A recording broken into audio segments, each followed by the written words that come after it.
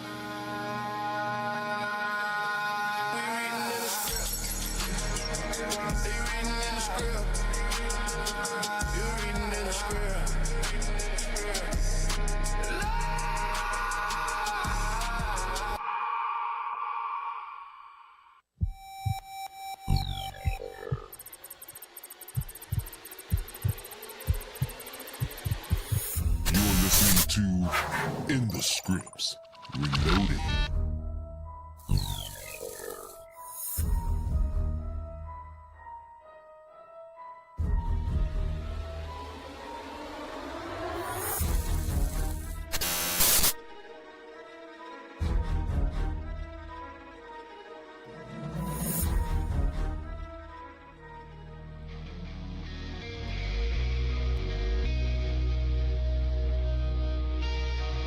My people go to war. We bringing out that fire. People we adore. The preachers be some lies. We reading in the script. They reading in the script. You reading in the script.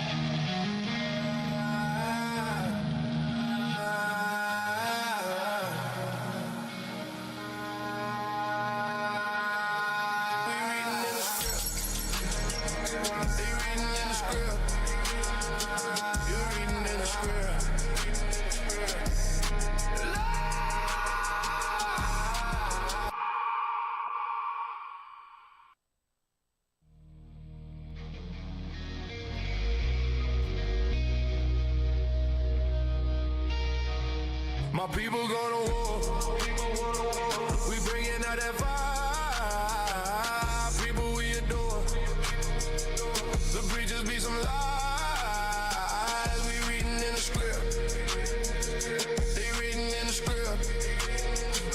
You reading in the script.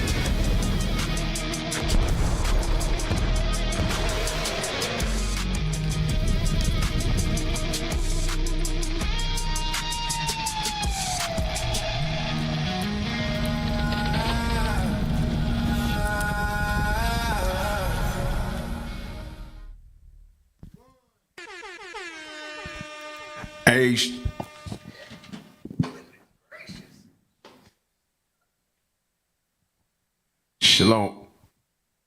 All right.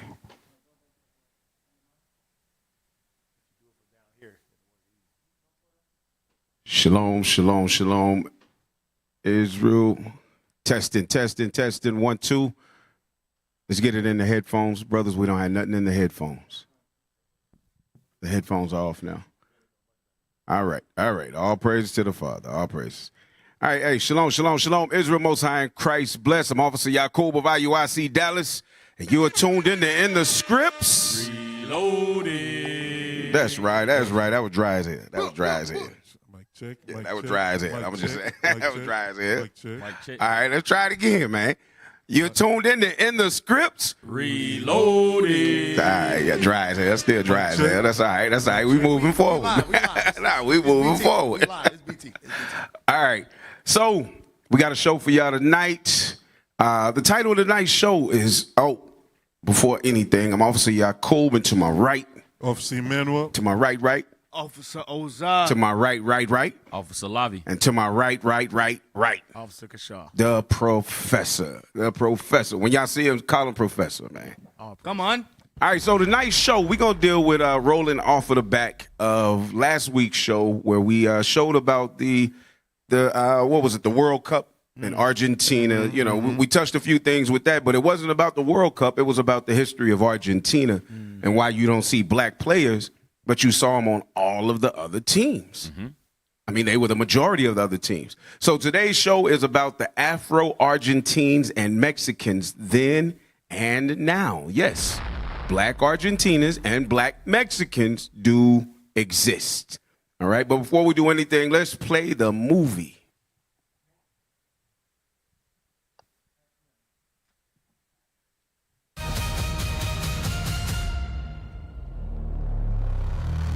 Before the conquerors, there were civilizations.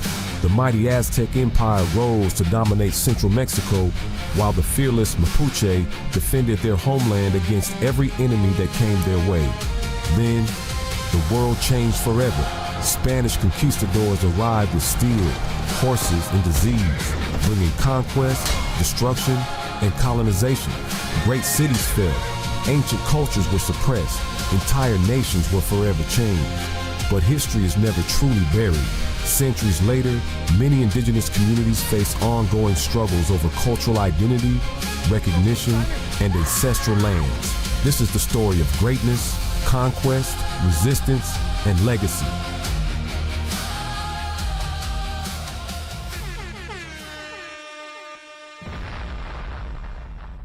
Fire. Okay, all praises to the Father.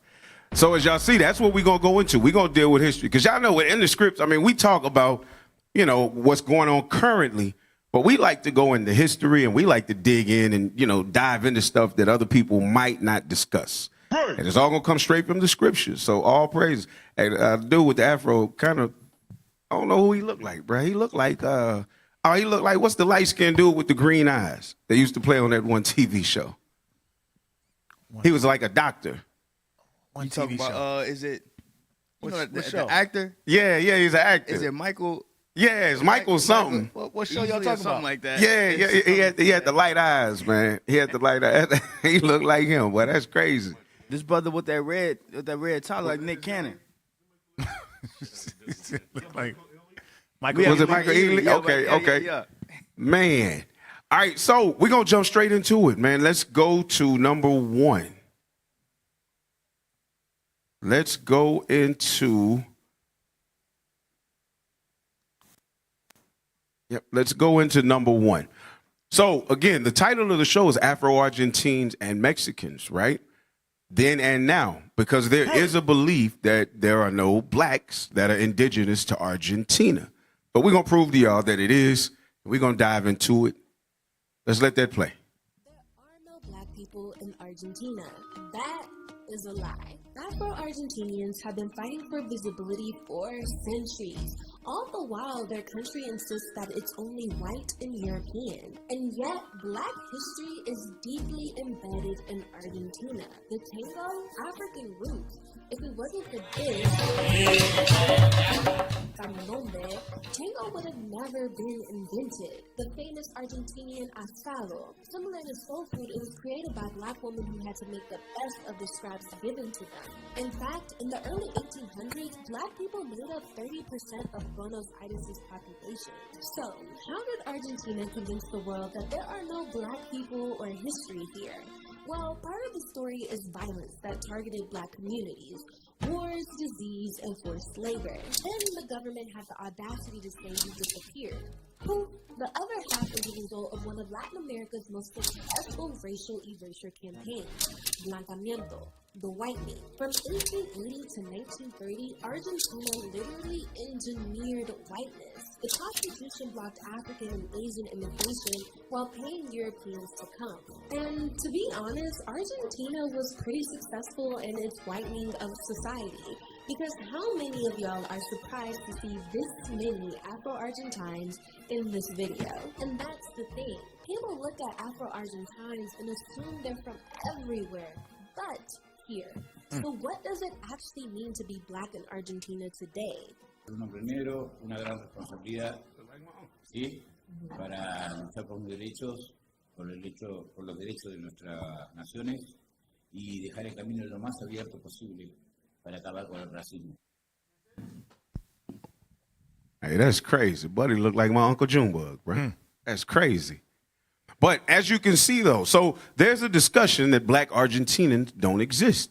When you go into the country of Argentina now, and you're going to see it coming up, but when you go into the country of Argentina now, they've pretty much whitewashed the country itself. And if you were watching last week, which I prayed that y'all are returning viewers, if you watch what was discussed last week, there was a mass exodus out of Germany and European countries, but namely Germany, into Argentina. And it was the Amalekites that began to go over there and take it over. That goes into some other history from another show that was discussed. What was the place? We were talking about the southern very part that you were talking about that they wanted. They tried to colonize as well. When you said it, when you brought out about them having a plan that it was either going to be Patagonia. Patagonia. Patagonia. Patagonia. Yeah. So all of this is stuff that ties in if y'all are watching the show. This it's all buildups to give you full details. You just got to chime in, man. You got to tune in every week so you can see it and then go back and put it all together. Hey, and like Officer mentioned, we had to touch on this topic. And all praise be to the Father, we are doing this because actually, you know, how the scripture spoke about the controversy of Zion. We don't know who Israel is, who the Israelite are, all that crap. Because us touching this topic stems from what happened at the World Cup, where there's actually a global hatred, if you say so, right, or some friction against Argentines because their team, among all the South American team, their team is the only team that has no black person at all. Right. And they were proud of it. And they were actually, during that competition, they were fighting ridiculing black people that actually live in America. Like there are some videos of that happened. So now that actually made so many black people to actually dig into the history to see, hey, what happened to the blacks in Argentina? Right. And there's so many evil things that happened in the past that they come into the surface. All praises be to the Lord. That's the Lord's will. That's the Lord's will. And also, Bishop brought out a very good class last Sabbath, and he mentioned, give me that scripture. Bishop touched on it. Jeremiah 23. Very, very, very, very important. And this is for us. This is for all of us. Give me that Jeremiah 23. I think stuff from verse 1. I'm not going to read everything. Just from verse 1 and I think verse 2. The book of Jeremiah, chapter 23 and verse 1. Read. Woe be unto the pastors that destroy and scatter the sheep of my pasture. Because what happened for us to be scattered, when you go to Lamentations, the leaders in Israel back in the day, they didn't do their job. They're out there teaching wrong to the people and strengthening the hands of wickedness. All right. And our people basked in wickedness, and lo and behold, Deuteronomy 28 came upon us. Go on. saith the Lord. Therefore, thus saith the Lord, God of Israel, against the pastors that feed my people. Read. Yea, or ye have scattered my flock and driven them away and have not visited them. See that we are scattered toward the four corners of the earth, but they chose not to go and visit and do the work. All praise be to the Father for IUIC. That's right. All praise be to the Father. Hey, it's the Lord's will that we're doing what we're doing. It's the Lord's will. Read that part again. Yet ye have scattered my flock and driven them away and have not visited them. Behold, I will visit upon you the evil of your doings, saith the Lord. All right. So give me Psalm 83. Psalm 83. All right. Because all these nations, they are in cahoots. That's right. Because, they will talk about, there's no black people in there's no black people in. There's some countries they always talk about, like Argentina, like the other one is probably like China, Japan, all these places. But no, our people are true. Like this, when the Lord said throughout the four corners of the earth, He meant that. We there? He was not playing. Read the Psalm 83, start from verse 1, I think. The book of Psalm, chapter 83 and verse 1. Keep not thou silence, O God. Hold not thy peace, and be not still, O God. So King David, he said, "Be not thou." I mean, I know it's Song of Psalms, King David written by Asaph. But he said, "Keep not thou silence, O God, and hold not your peace. Be not still, O God." So you think it's a coincidence that all of a sudden the biggest controversy that came out of the biggest competition in the world ever was to look into the children of Israel in Argentina? You think it's a coincidence? No, it's not. Right. That's the Lord not keeping silence. Right. Come on. He's bringing out things that because they've been too proud of. There's no blacks. He said it's a Brazilian problem. That's what they said. Read. For lo, thine enemies make a tumult, and they that hate thee have lifted up the head. Read. They have taken crafty counsel. They have what? Taken crafty counsel against thy people. Against the 12 tribes of Israel. Specifically here we're dealing with the tribe of Naphtali. Go on. And consulted against thy hidden ones. See that? Against who? Thy hidden ones. Against thy hidden ones. That's right. Because when you watch telenovela, all these Northern Kingdom shows, all you see is our people that look just like Esau. And if you forget about the Afros, they don't show them at all. If you ever see the ones that look like indigenous natives, they will be playing a servant role. Yeah. They're always a servant or servant, chauffeur or butler. That's what they always play. All right, but the Lord said, "No, we're going to show you more. We're going to show you more. These are the hidden ones. We are bringing up by the will of God and the power of the Most High, our hidden people in Argentina and Mexico today." That's right. I couldn't help but to, notice the last words my brother said at the end of that video. He was like, he's fighting to end racism. That's a thing that we that our people do over here in America to try to end racism. Ultimately, what our people are saying is they want the white man to accept us as a people. Right. That's ultimately what he was saying. But the Bible says something different. Let's get the scripture. But that's why the Lord said he's gonna send Judah to his brethren. Exactly. Right. That lion is gonna go. We're gonna strengthen all the other tribes using the word of God. That's why. And this is the strength that Judah is gonna bring to our brothers. That's right. Deuteronomy 7 and verse 6. Give me Deuteronomy chapter 7 and verse 6, because racism.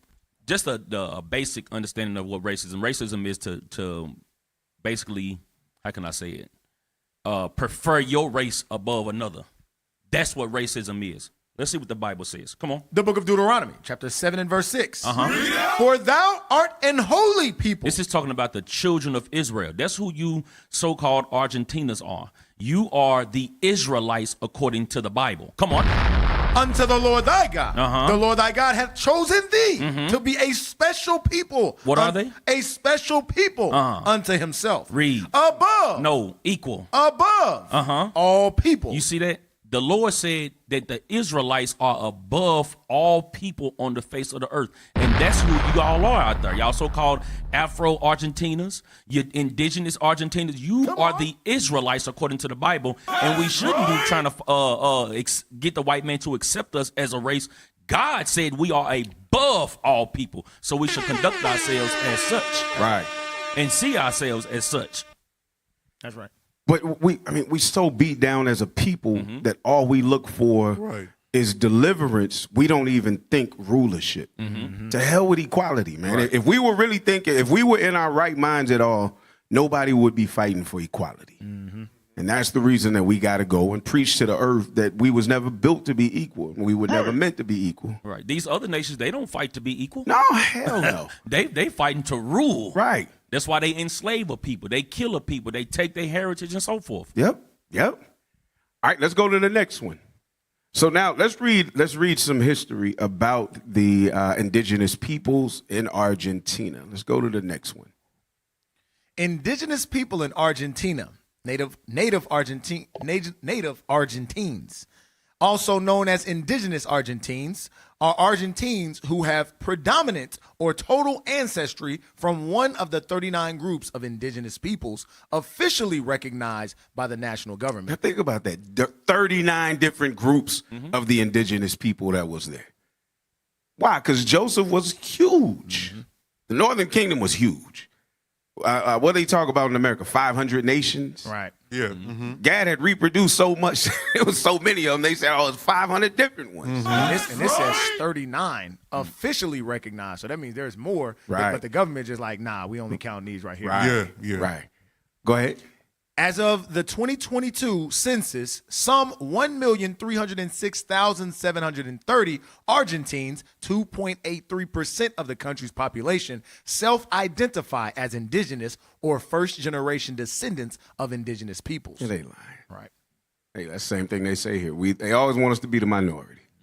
Go ahead. The most populous indigenous groups were the Anokink, Kola, Quam, Wichi, Daguta, Mokovi, Huarpas, Mapuche, and Guarani.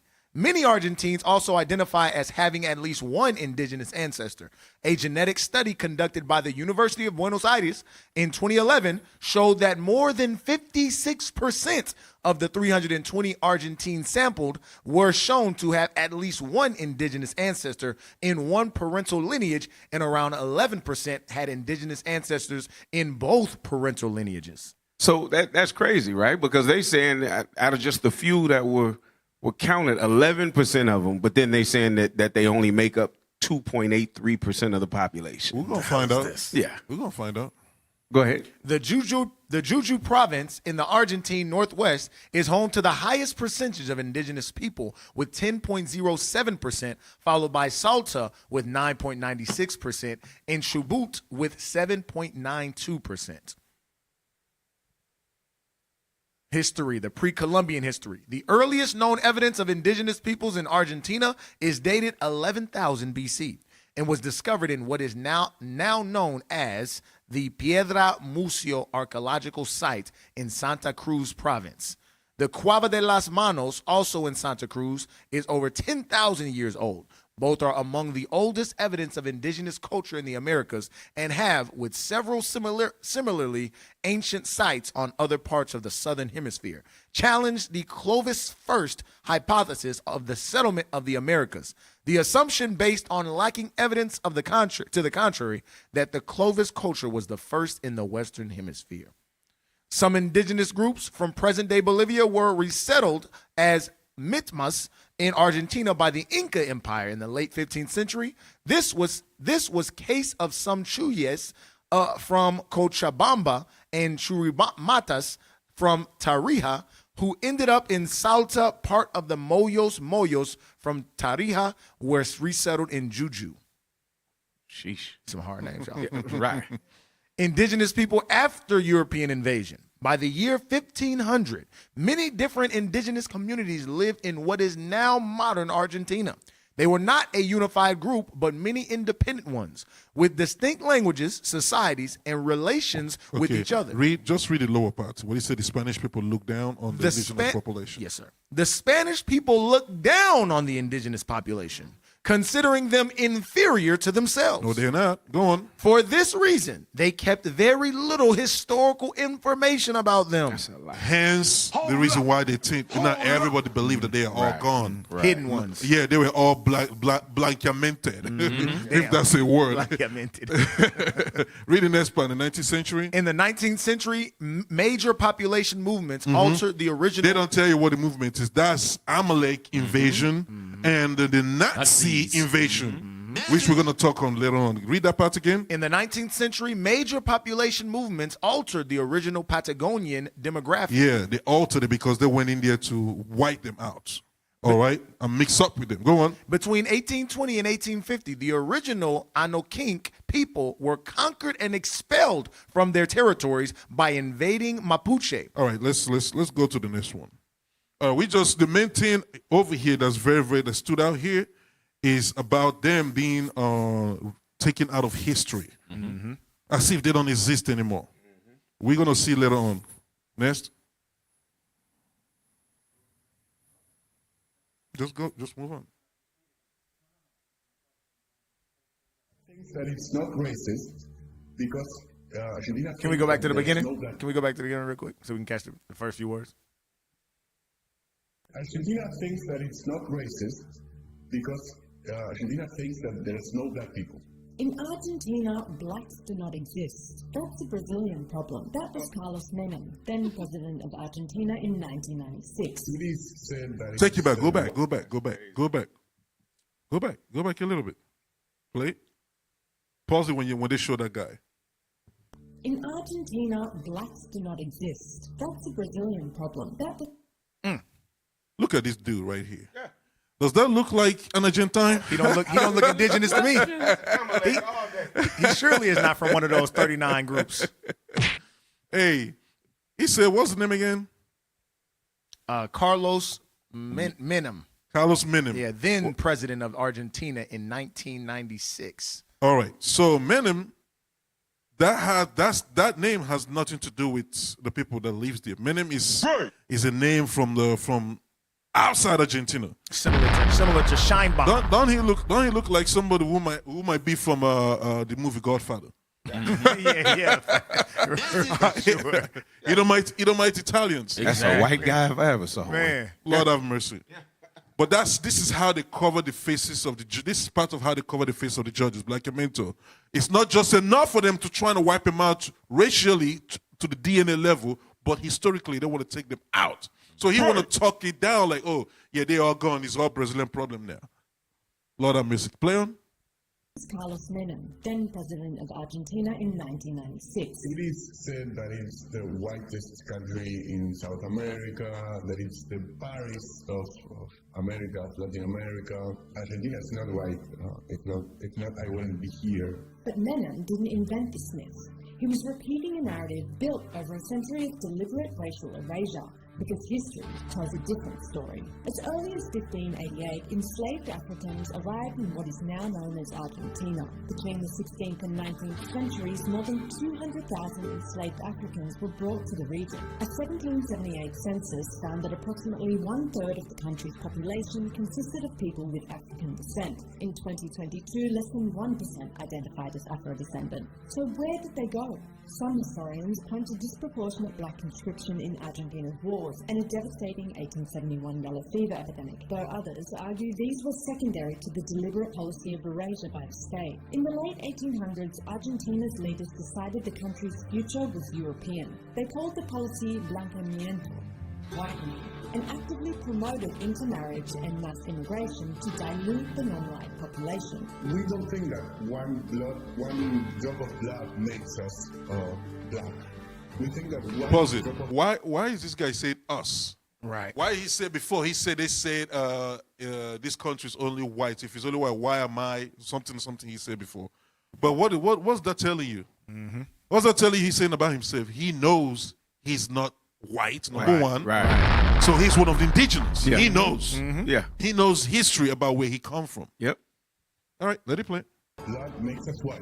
Around 7 million subsidized And I don't know if y'all immigrants. caught that. Go back just a little bit so you can catch that whole phrase, what he said, because it's, about the blood. Yeah, the drop. Drop of blood makes us. He said, we don't think that one drop of blood makes us black. All right, so he's saying the contrary. So if you wipe us out 98% white, that if we have 1% black blood, that doesn't make us. Me no black. Me no black. Me no black. Right, I'm, right. still, Yeah, I'm still no black. Right. And we talking about this is the mindset of his fellow Argentinians. Some of the ones that come from the same lineage he does, and some of the ones that they harder to find that they have indigenous ancestors. They are blanqueouted, like Officer said. They are masking a little bit better with their skin. Keep reading or keep playing. Black. We think that one drop of blood makes us white. Around 7 million subsidized immigrants, mainly from Spain and Italy, arrived between 1850 and 1950. This is when Esau came in. Black and indigenous people were pushed out of the public record. The Argentinian state created a new racial category, trigueño, that means from the color of the wheat. And that made black people invisible and indigenous people.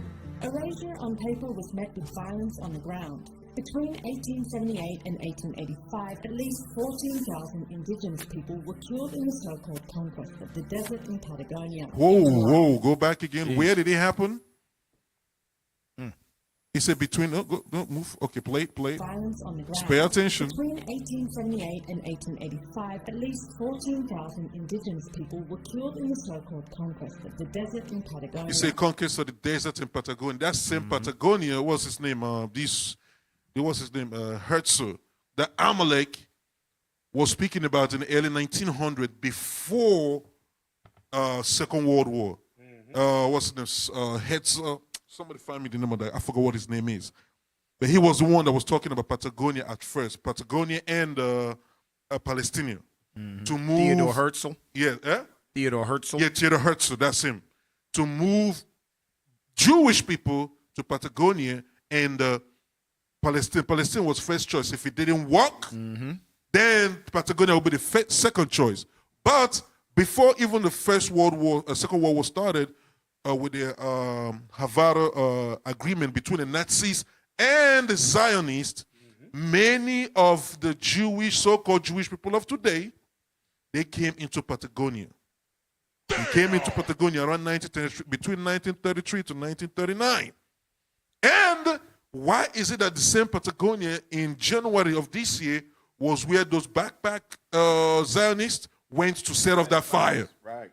Because they want to reduce, they want to reduce the value of that area so they can take it over fully. Because the damn Kun president, well, I can call him Kun, the president of Argentina right now, Milei, the one that was crying at the wall, hugging Amalek, I was crying. He's Italian. He loves Netanyahu. Like that dude. I'm gonna tell you, man, that dude, yeah, exactly. That's what it is. That dude's a jiu-jitsu champion. If you know, you know. That dude is a jiu-jitsu champion. That's all I can say. But let it go. Let it play. Not to be confused with the Juju people of Argentina. Nah, you don't know. If you know, you know. Argentine police and settlers massacred the Quam and Macoy people who were protesting inhumane living and working conditions on cotton plantations in Nepal. Between 400 and 500 people were killed, and it took until 2022 for it to be called a crime against humanity. Indigenous people, they ask them, where are they from? And they're from Argentina. They are more Argentinian. They've been here before Argentina existed. Even Argentina's most So you hear what he said? He said they've been there before Argentina existed. Right. So if you was there before Argentina existed, who are you? Right. Who are you? Second Ezra. Exactly. Let's read it. Get it. Get it. And then we're gonna go. Get that. Second Ezra 13. Yes, sir. The book of Second Ezra. Who are you? Officer asked a very good question. The book of Second Ezra, chapter 13 and verse 40. Those are the 10 tribes which were carried away prisoners out of their own land in the time of Osea the king, whom Salmanessar, the king of Assyria, led away captives. And he carried them over the waters, and so came they into another land. So Salmanessar carried the northern kingdom over the waters, and they came to another land. Come on. But they took this counsel among themselves. So while they were in captivity, they took this counsel. The 10 tribes of Israel took this counsel amongst themselves. Read. That they would leave the multitude of the heathen and go forth into a further country. And do what? Go forth into a further country. That's Argentina before it was called Argentina. Read. Where never mankind dwelt. That's the northern and southern part of America. That's the western hemisphere. Come on. That they might there keep their statutes, which they never kept in their own land. So read. And they entered into Euphrates by the narrow passages of the river. For the Most High then showed signs for them. So the narrow passages right here. When you look at this map right here, you can see exactly where you went. And we stopped in different areas, Africa and so forth. Read. For the Most High then showed signs for them and held still the flood. Because through that way was treacherous water. So the Lord had to hold still the flood. Come on. Till they were passed over. Read. For through that country there was a great way to go, namely of a year and a half. So it took us a year and a half, the northern kingdom a year and a half, to get from the eastern hemisphere to the western hemisphere. Come on. And the same region is called Arsarith. It's called what? Arsarith. And when you look up what Arsarith means in got the it? Jewish dictionary, yeah, it's on there. It was actually on there. You probably can't see it too well, though. Okay, I can see that's Assyria right there, but this is Spanish. Yeah, it is. It is in Spanish. Yeah, put it up on the screen. Put it up on the screen. Let's get the Jewish Encyclopedia to see what Arsarith means. And this is going all the way. We're bringing this out because the brother had mentioned the indigenous people here are more Argentine than the so-called Argentine, or than Argentina itself. Exactly. They predate even the naming of this country, Argentina. So we finna show you who you are according to God. Not according to your slave master that called you Argentina after they conquered that land, but what God called you. Right. And you didn't get blanqueamientoed out just because you got a little bit of white blood, so they say in you, just because your skin light. I read that. Arsarith by Morris Jestro Jr., Kaufman Kohler. The name of the land beyond the great river, far away from the habitations of man, in which the 10 tribes of Israel will dwell. The who? The 10 tribes of Israel will dwell. No, Argentine. The 10 tribes of Israel. Mexicans. The 10 tribes of Israel. Come on. Will dwell. Observing the laws of Moses. Observing the laws of Moses, which we didn't keep in our land. So we came to another land to keep the laws of Moses. But then we got hurt. We ain't do it. Come on. Unto the time of the restoration, according to Esdras, Numbers. Columbus identified America with this land. Columbus did what? Identified America with this land. You see that? So Columbus identified America with this land. This land is Arsarith. So it wasn't called Argentina. It was called Arsarith. And the 10 tribes of Israel will be there already inhabiting that land. And that's the land that we in today. Come on. Hey, do you have that video? Because I called Milei, the president of Argentina, jiu-jitsu champion. What do I mean? What do I mean? Watch the video. Let's see. Let's find out. We got to put out a sensory for the people at home for this. No. Okay. No. God praises. Play. Let's see why he's a jiu-jitsu champion. Start doing jiu-jitsu, bro. It's amazing and it's really good for you. Hold on, what's jiu-jitsu? It's like a wrestling, like Brazilian martial arts, where two guys wrestle and try and choke each other out. Oh, you're talking about this Brazilian game where you find men entangled in each other? Yeah, it's a bit more than that, but yeah. That's why you want me to go? Yeah, it'll be really good for you. Jiu-jitsu? Yes. You mean this? Yeah. No, man. That's gay.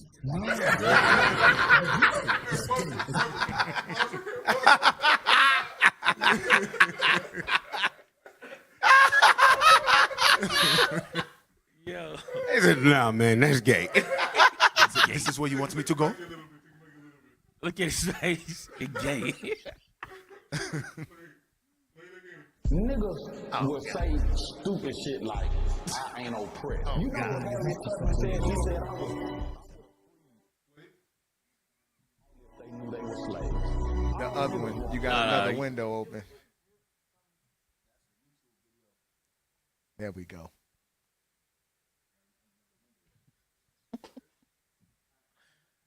It's like a wrestling, like Brazilian martial arts, where two guys wrestle and try and choke each other out. Oh, you're talking about this Brazilian game where you find men entangled in each other. Yeah, it's a bit more than that, but yeah. That's why you want me to go. Yeah, it'll be really good, bro. Jiu-jitsu? Yes. You mean this? Yeah. No, man. That's gay. No. It's gay. Right, we can do boxing, bro. We ain't getting on the ground with each other, bro. Hey, it's more. It's Keep just playing. it's a little bit more than that. Pay attention. Keep playing. It's not gay, bro. Honestly, it's not gay. Men rolling. Yeah. That's gay. Even when, like, with the... I would say it on camera. No. Jiu-jitsu is gay. The way to defend yourself in jiu-jitsu would be to get into guard. Whoa. And see how gay you are. Look, he feel gay as hell. Right. What? Listen to what he's saying. You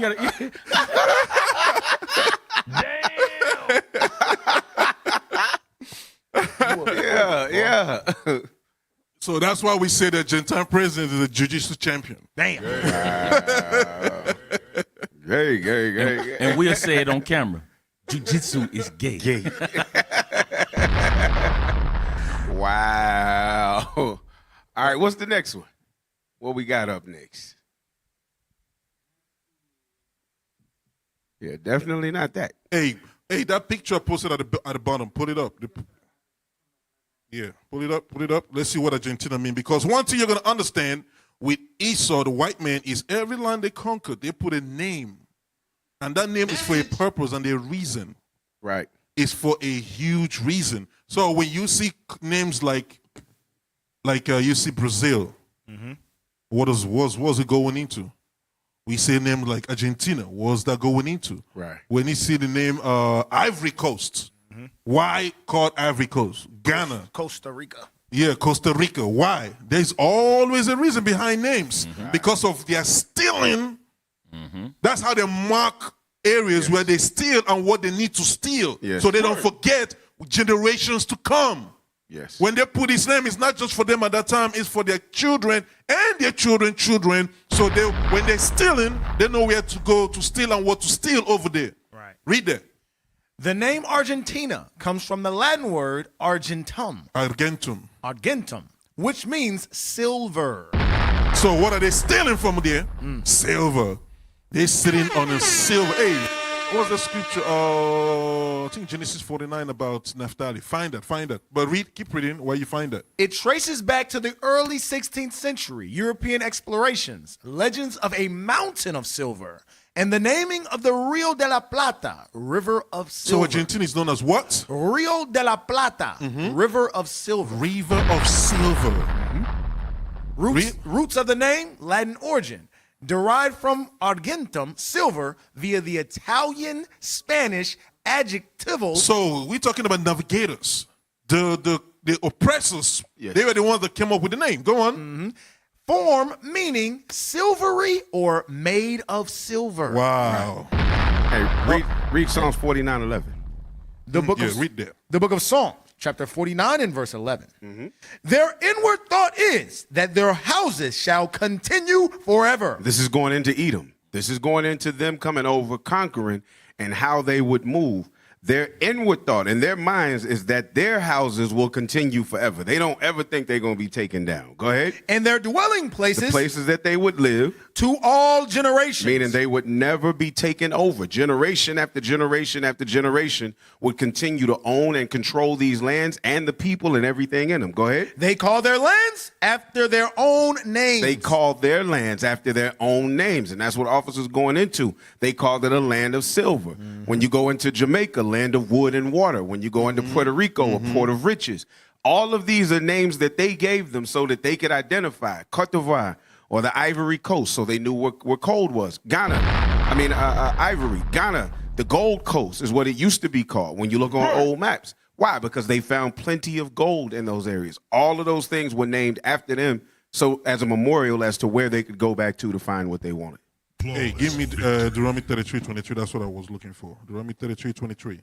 With Naphtali. The book of Deuteronomy, chapter 33 and verse 23. Read. And of Naphtali he said, O Naphtali, satisfied with favor, and full. Say what? Satisfied with favor. Satisfied with favor and what? And full with the blessing of the Lord. So that's the blessing they have in that land. The land is they're surrounded by Pacific Island, ocean, rivers of water, and the river of silver. Right.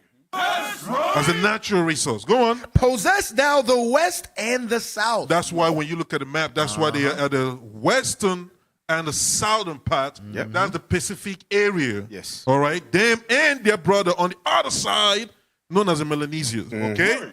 All right. Let's go to the number. Can I get a script on that? Go on. Give me Joel chapter 3 and verse 3. I'm going to read down to verse 6. Read it pretty quick. Joel chapter 3 and verse 3. Damn. Give me you got it? Joel chapter 3 and verse 3. And they have cast lots for my people. Lots is nigga sold to Master Johnson. That's lots. Come on. And have given a boy for an harlot. And sold a girl for wine. They go into that what was that book that y'all brought out last week where they would have these different fetishes for homoerotic. Homoeroticism. Yes, that's what you're reading. Read. That they might drink. Yea, and what have ye to do with me, O Tyre and Zidon? So these are the ones that cast lots for God's people. Tyre and Zidon is going into the Hamitic nations. Come on. And all the coast of Palestine. Will ye render me a recompense? So you got the Hamitic nation and the Arab nations. Read. Will ye render me a recompense? And if you recompense me, swiftly and speedily will I return your recompense upon your own head. Because they couldn't recompense God. They can't fight with God, so who they come against? God's people. And in doing so, they sold us, they sold us and cast lots for us. Come on. Because ye have taken my silver. What they do? Taken my silver. They took our silver literally. Read. And my gold. And have carried into your temples my goodly pleasant things. They took the silver and then called you Argentina. That's what they did. They took the physically took the silver and then named you out of it. So they would know for years to come what they got, who they got it from. Read. The children also of Judah and the children of Jerusalem have ye sold unto the Grecians. Both southern and northern kingdom have you sold to the white man. That's the right. so-called white man. Come on. That ye might. Oh, that's it. Yes, sir. All right, let's go into the one after Black Mentor. And shout out The to one about Pardo. Jamil Judah Israel for the super chat. Zebulon in Northern Kingdom in the house. All praises. That's right. Serge B73. We appreciate you for the super chat. We got over 300 people watching. We need to see 300 likes, man. Get the algorithm popping. Get the show sharing across the world. That's right. All right, let's go. Let's dissect the topic for the Afro-Argentina. Number 5. Let's go. Let's go. Yeah, scroll down. Let's go into a little bit more detail. Read that. Pardo is the new black. The urban origins of Argentina's myth of black disappearance. It's a myth. It's not reality. Right. Scroll down. Scroll down. Scroll down. Let's see. Scroll down. Yeah, keep going. Keep going. This is a good part right there.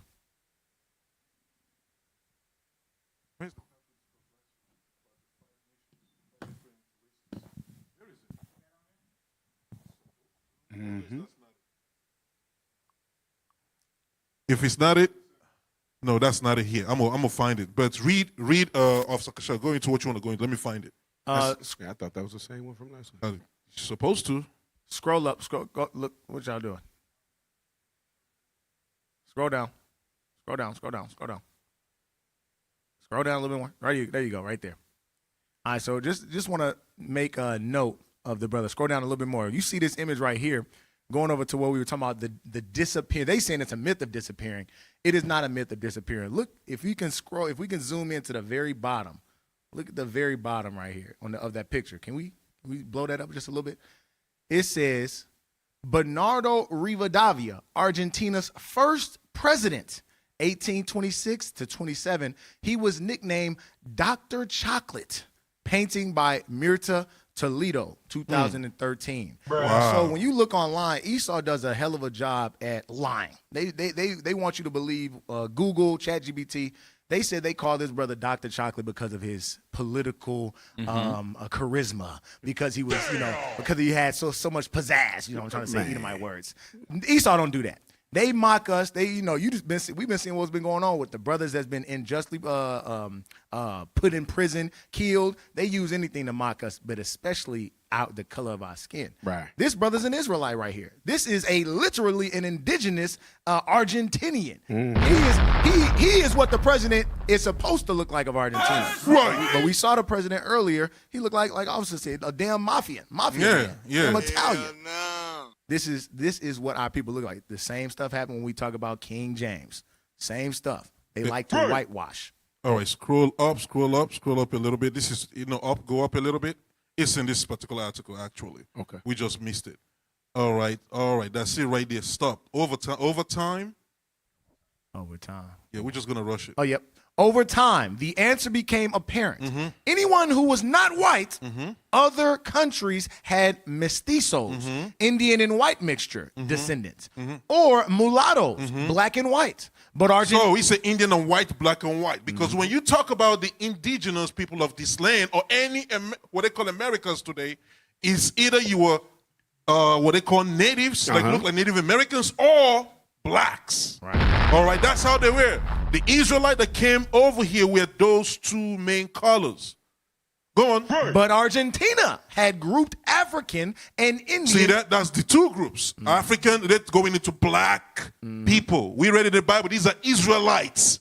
And Indian, Israelites, go on. But Argentina had grouped African and Indian descendants and people with tanned skin tones. Read. Often descendants of immigrants from Mediterranean countries into a single category. You say often what?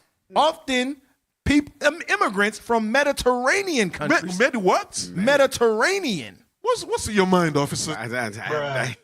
Do say, my brother, do say. Well, the first ships to come to this side came from over there, right? Right. The Mediterranean area. So those are just Negroes. Okay, what'd you say? Go ahead, I'm listening.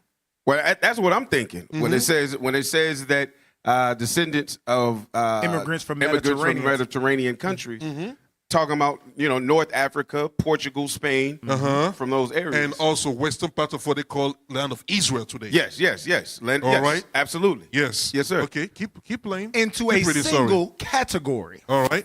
Argentines proclaimed there were no blacks in their country. That's the white people. They're the ones that's lying that there's no black at all. Go on. But the country certainly had a lot of morachos. A lot of them. Go on. Despite the lack of African descendants, visibility today, in 1778, they had a significant share of the national population. Concentrated in cities, African descendants amounted to 44% of the inhabitants of the provincial city of Cordoba. For instance, the decline of this population, a national question for Argentina, whose black population dwindled from roughly 30% of the total population to 0.37%, according to the 2010 census. But why? That's crazy. Remember last show, y'all got to watch it. The reason it went to 0.37 was why? They stopped counting them. Yes. Right. They stopped involving our people in their census because they know we outnumber them. And that's their crafty council. They know that's that crafty council. Hey, where is the one that had all the 5 classes, man? Come on, we looked into it last week. It should be on this article. Go up a little bit. Let me see. No, it's there. Go down. Just keep going down. Go down. Also, coupled with a crafty council, they pushed interracial marriages. Right. Yeah. So the Bible actually speaks against it. It's called whoredom. Right. You understand? Whenever you go outside your own race into another race and mingle amongst them, that's called whoredom. Right. So the Lord said not to do such thing. There you go, yeah. Black or Indio. Yep. That's it right here. Read it. Right. You want That's to start what from I the was top? looking for. After the independence movement, 1810 to 1820, wreaked havoc on the country's economy, the Catholic Church remained a strong, viable institution that promoted social hierarchy. What social hierarchy is talking about? White people on the top. White black people on the bottom. supremacy. Yes. That's what he's talking about. White supremacy, just like the forefathers did when they came with a cross. Right. Yep. Because it's the same freaking Catholic priests that opened the Ratlines. Yes, sir. To bring in Nazis. To bring in Nazis into Argentina. Yep. It's them that did the same thing. Go on. To differentiate a small white elite population from the rest of the ecclesiastical mean church. Go on. And civil authorities increasingly used. So the church authority and the government authorities. Go on. Increasingly use the label pardo or Pardea. Or pardea, term used to describe a tanned-toned, ambiguous person who did not fit the commonly used categories of mestizo. Okay, now we start going into the class. It's a what? Mestizo. Go on. The child of white and Indian parents. So if you have a white, it's a white and Indian parents. White and Indian parents. That's called a mestizo. Literally means Go on. a mixture. Mixture. Mulatto, the child of black and white parents. So these are two classes like that's with the mulatto is 100%. Mestizos 50-50. We're gonna keep you right now, but keep going. Zambo, the child of black and Indian parents. That's 100% Israelites. That's right. Go on. Negro, 100% Israelite. Or Indio, 100% Israelite. Now you're looking at one mestizo, mulatto, Zambo, Negro, or Indio. So that's 5 categories. So black, Indio, and Zambo definitely is what? 100% Israelites. Right. Now you have 2 out of 5, which is mestizo and mulatto. So you may say 50-50. So realistically, just to be nice, right. 50-50. But at the end of the day, what does that tell you? We are the majority. We are the majority. Right. And they say it in the same chapter. It says promote a social hierarchy to differentiate a small white elite population. Yes. So they're small. They know they've always been outnumbered. Yes. Hey, I want to show something. I posted just a screenshot of that guy, that president, that Carlos Menem guy. The jiu-jitsu champion? Yeah, the jiu-jitsu champion. No, that's Milei. Yeah. Hey, pull it up just real quick. That screenshot. Pull up the picture of him too. Because I want everybody to see. Look at that. That's him in his old age. That was him. That is not an indigenous person at all. That's a rag. That's a rag. Yeah, right. That's What, a he Nazi. about 36 in this picture? He said, damn, 36? Right, he about 36 in this picture? That's Stan Lee. Right. But I want to show you something that they know about him. Go to the next. Yeah, there was a screenshot. Yep. So this is his history. Read that. Born in Anayaco, La Rioja, to a Syrian family. To a what? A Syrian family. Why the hell would he be Syrian? A Syrian family? Menem was raised as a Muslim. Wait, he was raised as what? A Muslim. Wait a minute.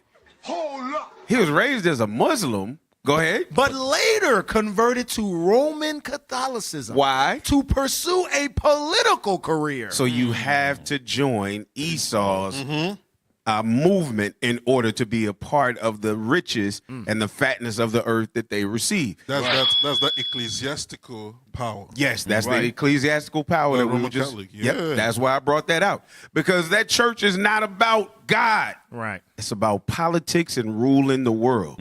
So for all of you Christians that believe anything different, you a good Catholic. Hey, remember the last pope of Catholic, not the one now, the one before this one, was Argentine. Yes, and he was a Jesuit. Yes, he had a background tied to Jesuit, CIA, and I believe Nazi. Yes, look into that. Look, I remember seeing something. He like was that. part of the coups that were down there to overturn stuff. If I'm not mistaken. Right. He was a demon. Yeah. He was a demon. Right. This is damn near like a echo of what's happening with the dude Mondani. You know, him having to have an alliance on the back end with Amalek in order to have a political career. Right. Was the big thing. Oh, Muslims are taking over. But you see, he was elected governor of La Rioja in 1973, deposed and detained the following 1976 Argentine coup d'etat. So that Pope was a part of it. When you go into it, you'll see it all ties. Right. It all ties. See, he had to take part in what Edom had established in order for him to reap the benefits of that social hierarchy that the Catholic Church was establishing in Argentina. To live deliciously. Right. Yep, to live deliciously. Hey, it's 8:03, so we got to take a quick break. I know we got to show a couple of commercials. We got to give props. We got to push Deacon's album, Eternal Glory. That's right. And we want to tell y'all, hey, donate to the Booster Club. We're going to the four corners of the earth. The travel don't stop. Hey, we'll be back in a minute, man. Y'all hold tight. Go get you some drinks and whatever it is that you get for your snacks, and we'll be right back. You're tuned in the scripts. Reloaded. That's right. Just was at the listening party. And of course, like our leadership always does, they deliver nothing but fire. Fire. Donate. The album, Eternal Glory, is now available on original royalty. I'm gonna tell you this, man. The whole set was dope. Even, you know what I'm saying? Even the opening acts, all the artists came in to support Deacon. Give it up one more time for When they talk about albums scattered, we gotta go find. I want to give a shout out to all our donations on the Super Chat. We see you, we thank you, we see you, we thank you. Continue to donate. This is how we make these events happen. Bruh, that checking nigga, Teflon Don, Sons of God, the one with Captain Enoch, bruh. The whole set was fire, bro. The whole set was fire. And if you're gonna debut an album, this how you debut an album. Yeah. This is how you debut an album, right here with Deacon. The bar been set. The bar has been set very high. That's right. Island of Deception by Bishop Nathaniel. Now this looks like a good book. Where's Odessa? Oh, I'm right here, sis. Hey, have you seen this book, Island of Deception by Bishop Nathaniel? No, not yet. Where did you get this from? You can get it on Amazon. And it's really good. It's also as good as these outfits that we have on. Cardigan by Original Royalty. Confidence, culture, legacy. Original Royalty cardigans. Crafted with premium fabrics and timeless presence. For those who set the standard. Original Royalty. For the royal, not the regular.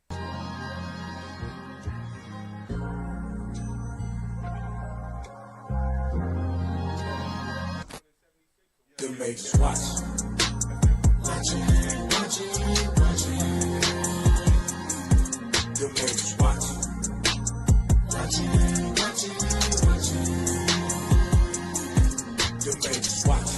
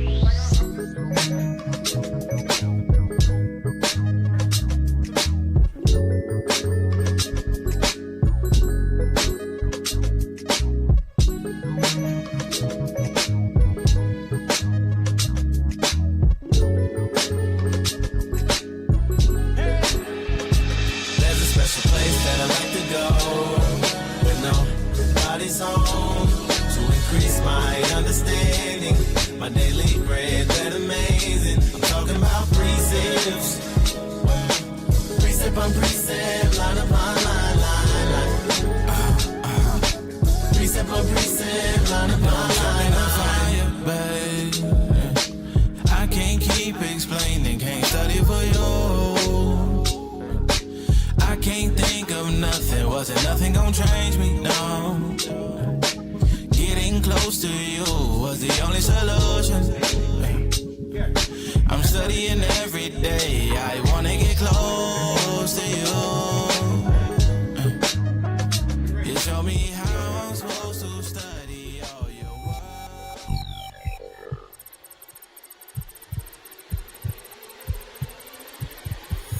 You're listening to In the Scripts, Reloaded.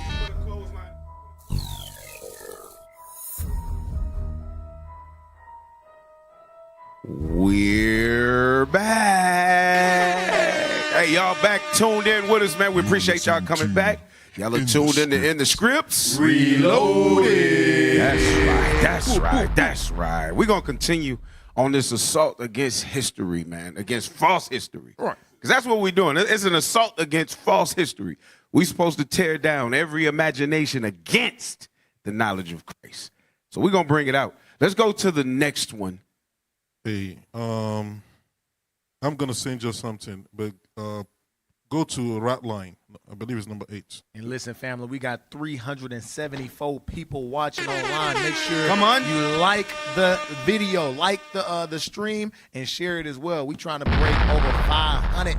Trying to break 500 tonight. We know we breaking it, but Esau be sheltering our numbers. Yeah, and they be hiding our numbers like they be hiding the real Israelites around the world. And you know what, though? As much as we ask people, if you are tuned in on multiple devices, type a yes in the chat. Come on. If you have followed our request to log in on multiple tablets, multiple devices, type a Y, because I want to see who really showing love to the show. If y'all see that they tearing us down, type a Y if you are actually using or logged in on multiple devices. I just want to see. This be the opportunity for you to give your kids screen time when it's time to watch ITSR. Come on. This is approved screen time. Hey, there's a video at the bottom. Play it first, then we're going to go into this. Play it first so people at least get the reason why we go into Ratline, because they'll be like, what's Ratline? Play that video. We played it last week. Play it. Go ahead. Many high-ranking Nazis didn't face justice. They fled to Argentina. Under President Juan Perón, Argentina quietly opened its doors to thousands of Nazis, backed by wealthy supporters and deep German connections. Using secret escape routes known as Ratlines and forged passports, sometimes with help from church officials, they slipped out of Europe. Many even smuggled stolen gold and priceless Okay, pause. It said they were held by who? Church officials. Right. That's the Catholic Church. Mm-hmm. That's the Catholic Church. They were smuggling in Nazis into they didn't only come to Argentina. Some of them went to Ukraine, some other country, but many of them came to Argentina. Even your dearly beloved Hitler. Yes. That history was dope last week. Yep. Hey, we got a lot of people, man. I stopped counting a minute ago. Okay. We got a lot of people. All praises. Your share and share and share. TV and phone, Zebulon. Yes, laptop and phone. Play on. Their new lives. Once in Argentina, they vanished into German-speaking communities, built new businesses, and lived in plain sight. This isn't conspiracy, it's historical fact. Did you know that? All right. So you hear about the Ratline. That's what they use. That's the underground that they used to smuggle them in today, into Argentina back in the day. Ratline. That's crazy that they call it the Ratline. Let's see why. We have one in New York, occupied by another group of Nazis. Damn. Deborah Taylor said 2 phones, laptop, and computers. Oh, and a tablet. Oh, praises. Oh, praises, Deborah. You all right. You all right. This is Ratlines, World War II, from Wikipedia. The Ratlines, German Rattenlinien, were systems of escape routes used by Nazis and their collaborators to flee Europe from 1945 onwards in the aftermath of World War II. 2 primary routes developed independently with their operators, eventually collaborating. The first transferring through Spain and the second through Rome and Genoa. Some escapes settled at these locations or used them to flee elsewhere, with the majority settling in Argentina or other South American countries such as Brazil, Chile, and Paraguay. And that's some escapees. Hey, and just real quick before you finish reading that, this ties back to an old show that we did where we talked about gangsters. Come on. We talked about Hollywood, but we went into the old the gangsters, the original mob and the original gangs of America. Right. And we showed how many of them went into Spain and went into European countries, changed their names from Amalekite names to English from Jewish names. Yes. Jewish people's names. And then smuggled down south. I'm telling you, if y'all are watching, it all ties in. That's all I'm going to say. Fatality. Go on. The Ratlines were supported by some clergy of the Catholic Church, such as Austrian Bishop Alois Hudal and Croatian priest Krunoslav Dragonevic, as well as some outlets of the International Committee of the Red Cross. The Nazis paid Argentine officials starting 1943 to shield their agents, bolstering the rise of Juan Perón, whose regime set up additional ratlines through Scandinavia and Switzerland. Hey, and you know the ratline they used to smuggle Nazis into South America, especially Argentina. You know what they use it for now? Weapons. Weapons and what else? Drugs, smuggling drugs and weapons. That's what they're using now. Just so you know. And don't forget the show we played last week. It lets you know that many of these Nazis were later hired by the American government. Many of these Nazis are working in the American government from that time, and their children are here till this day. Right.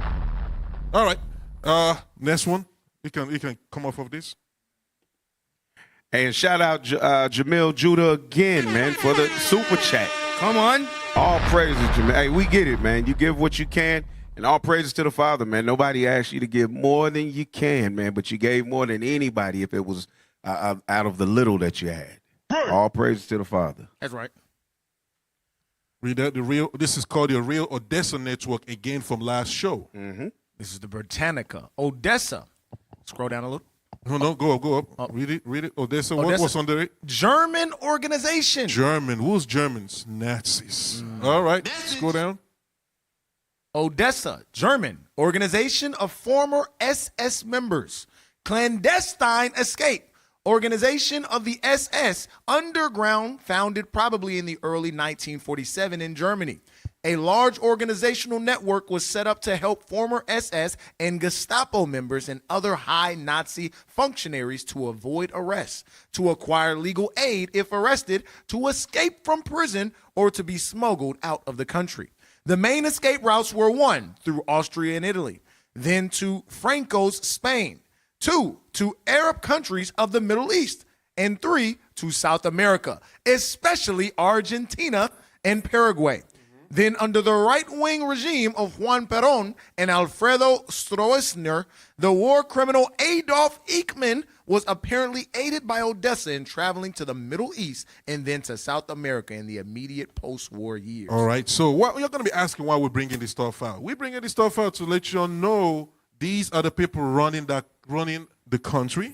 These are the people running and making up lies that we are no longer there. And they are the ones that actually mix our people up, and they are the ones that actually destroying and killing our people over the years. It is happening. What's happening in America is also happening in Argentina and Mexico against black people. There are videos of that. We just don't have time. There's videos of that on YouTube. Easy to find. Hey, can I pull up this article that I just posted in red? You got to pull it from the yellow. Pull it into the yellow. Okay. Go to the next one, number 10. Now let's go to Argentina before we switch to Mexico. Finish this off Sakasha. This is a specialty. Hey man, so normally when it's time to eat, man, we all got our favorite food spots, man. What's your favorite food spot off Salavi? Man, I got quite a few, man. I ain't gonna lie. Give me one, brother. Come on. I ain't gonna lie. I'm gonna give you one right here in Dallas, man. Henderson's Chicken. Henderson's Chicken. He could be eating Henderson's Chicken. All right, we all got our favorite food spots, man. That's why he in the yellow. I'm probably in the green now. I was 24.4 this past Sabbath. Hey, And that 0.4 is a small piece of chicken. Yes, sir. A grease of chicken still inside. It was stuck in my tooth. But hey, one specific country, man, got a new burger spot, man. A new burger spot, man. You know, what? Tell us about that. We gonna read the article, man. But this burger spot, man. Let's just see what it is. Let's see what it is. It ain't no Henderson's chicken. Forget the burgers. This restaurant's name just sparked a full-blown culture war. What happens when a small Argentine restaurant picks the most inflammatory name imaginable? Millions of views, a tourism boom, and a debate nobody asked for. Audience, what can y'all think the name of this burger is? We give y'all 5 seconds. 5, 4, 3. Drum roll, please. What y'all think the name of this burger spot is? In Argentina, home of the Nazi babies. Let's go. Let's see what it is. What's that say right there? Big nigga burgers. Big nigga burgers. Big nigga burgers. Wow. Hey, why would you go to Argentina and find big nigga burgers? That's crazy. The place where they say ain't got no black people. Right. Ain't no black people there. They said that's a Brazilian problem, but they got the nigga burgers, though. But they got nigga burgers. Big nigga burgers today. You know, they tried to justify it online. They said in this country, nigga is just a variation of negro, and it don't got the same discriminatory history behind it. Nigga, shut up. I'm lying. Yeah. All right, scroll down. Let's see, you got to say it in a certain way just so you can give the sense. It ain't just big nigga burgers. It's big nigga burgers. That's what it is. It's nigga burgers. So the buns don't even look like regular buns. Damn, they got a black bun? It's a black bun and bacon. Damn. Nigga bun. That's how Esau is. Damn. We got to go to the video. Because some people right now, they saying, no, this is AI. They're lying. Argentina's not racist. We don't even have black people there to be racist. Right. Hey, that's your Lionel Messi that you love so much. Right. Your Lionel Messi, that's a racist. Oh yeah, for sure. He's also Italian. He's a Roman. He's not even indigenous to Argentina. He's one of those transplants that came over and they love Messi. Hey, and Google Maps, when you look it up on Google Maps, they didn't want to put the word nigga on there, so they put Big N burgers. So y'all can look that up and make sure we ain't tell y'all we telling the truth. All right, let's play this video, man, because who loves to mock and insult us? Damn Edomites, the so-called white man. You know, white people in America is gonna go there. Oh yeah, of course. Come on now, dog. Today I'm in Argentina and I'm trying the most viral burger here. Let's get inside because I'm very hungry. It said the most viral burger there in Argentina is the nigga burger. Which burger are you getting? Hey, real quick. He said it's the most. Which burger? You get it. He's scared of saying it. He's scared He said, bro, turn the camera off and I'm gonna tell you which burger. He said the most viral burger is the nigga burger. Then you now you understand what happened to all the black people. They made them into burgers. Look. Damn. They eat Negroes over there. They are erotic. Right. Homoerotic. Damn. Erotic, damn. All right. I keep playing, man. This is a real place. This is not AI, man. ChatGPT ain't got this good yet. This is real. Listen to the music they playing. Look at the video in the background on the TV.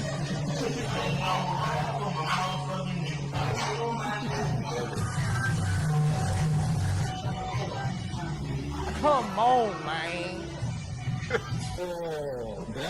Watch what they put on the burger. What that say? Nigga. Wow. That's crazy. That's crazy.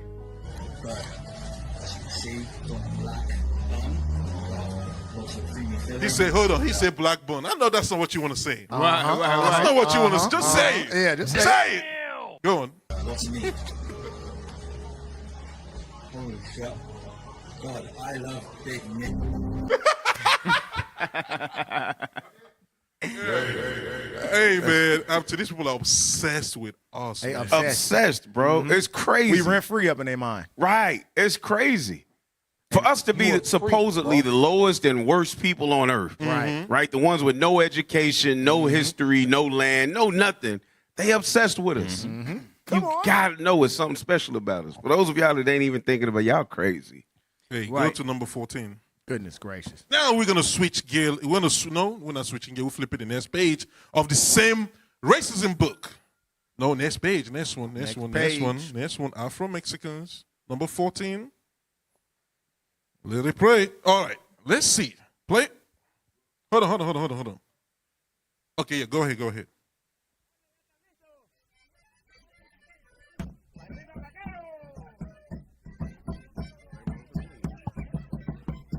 This is the Danza de los Diablos, or the Dance of the Devils. Damn. It's performed on South Mexico's Pacific coast, the region with the country's largest concentration of Afro-Mexicans. No es de la África la danza. These dances don't come from Africa. They are Mexican, but these instruments are African, and we make them ourselves. Now the black people have united with the local culture. Damn, that sound like some trunk. That sound like somebody's Chevy trunk, box Chevy Right. trunk right there. Go back, listen to it again. Go back. That's why the trunks be sounding like it when you hear that bass in there. And we make them ourselves. Now the black people have united. That rattle in the trunk. And mixed with the local people along this coast. And we multiplied, and there are now many black people here. This country is home to more than 1 million Afro-Mexicans. Look at that, man. White Willie. Hold on. Listen to this. Go back a little bit. Listen to this. Go back. There you go. This country is home to more than 1 million Afro-Mexicans, yet these are marginalized and often forgotten communities. It's marginalized and often forgotten. That's crazy. Often forgotten. Who forgotten by who? Right. Not the right. God of Israel. Hey, give me. Oh hell! Give me Romans 11:1. Give me that. I think that's what I'm looking for. Or maybe I'm looking for. Castaway. Mm-hmm. The book of Romans, chapter 11 and verse 1. I say then, hath God cast away his people? God forbid.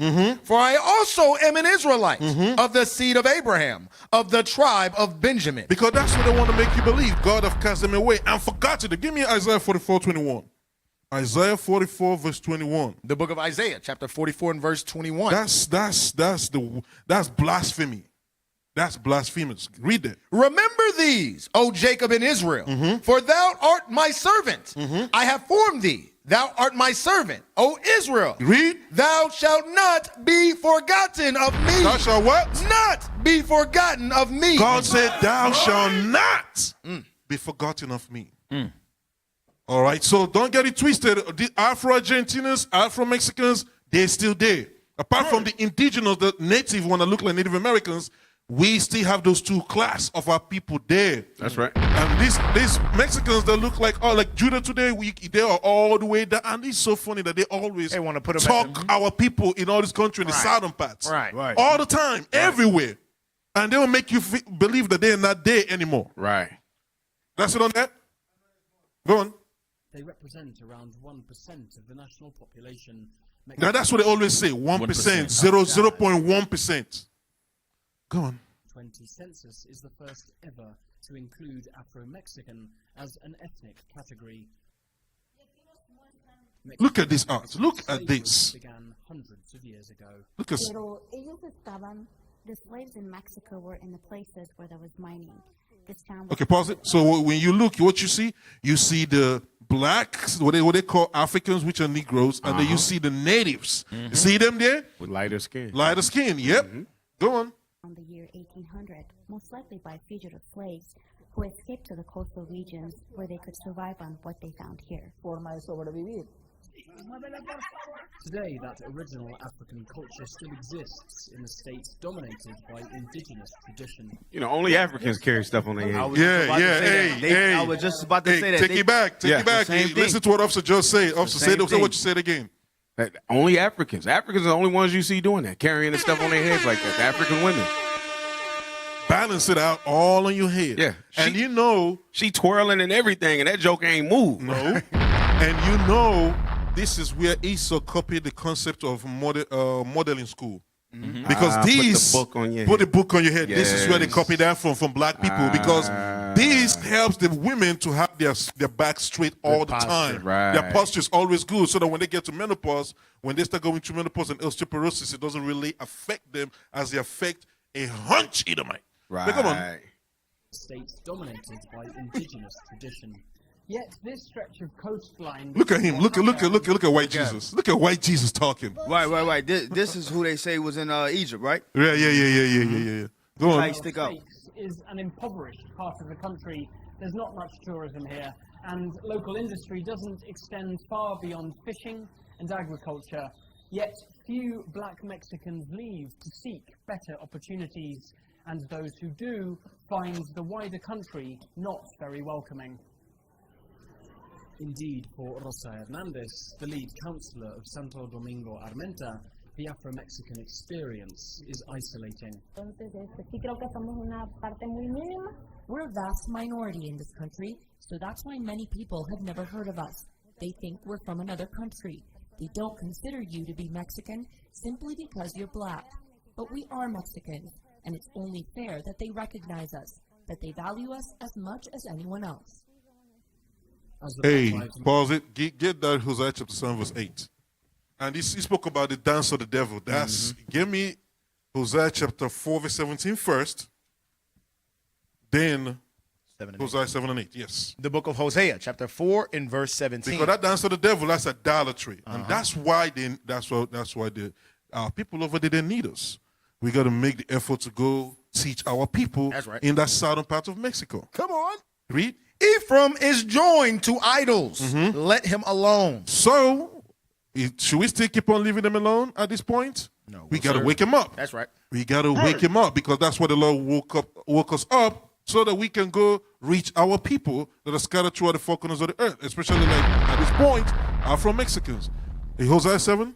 The book of Hosea, chapter 7 and verse 8. Read. Ephraim, he hath mixed himself amongst the people. That's Northern Kingdom. Go on. Ephraim is a cake not turned. So what's that going into? Just like what you see literally with a pancake. All right? If it's unturned, you see different margin of colors. From the top, that is at the surface, to the core of the bottom. You see different, very white at the center, and then all the way to the periphery at the top, it start getting browner and browner to the edge, and then underneath, it start getting dark and all the way very dark. Different colors. All right? So the Lord put the clue in the Bible. It's all in the Bible. That's it on that? Yes, sir. Verse. All right, that's it. Let's go to the last video I sent real quick, because this is what they show you on global media Mexico is. Put that on the screen. Don't turn on no novellas. They all white. Hold on. Wait. Come on, Mexico. Representation matters. No indigenous? No Afro-Mexicans? Wait. Representation matters. White. White. White. The hell is this? White. White. Representation matters.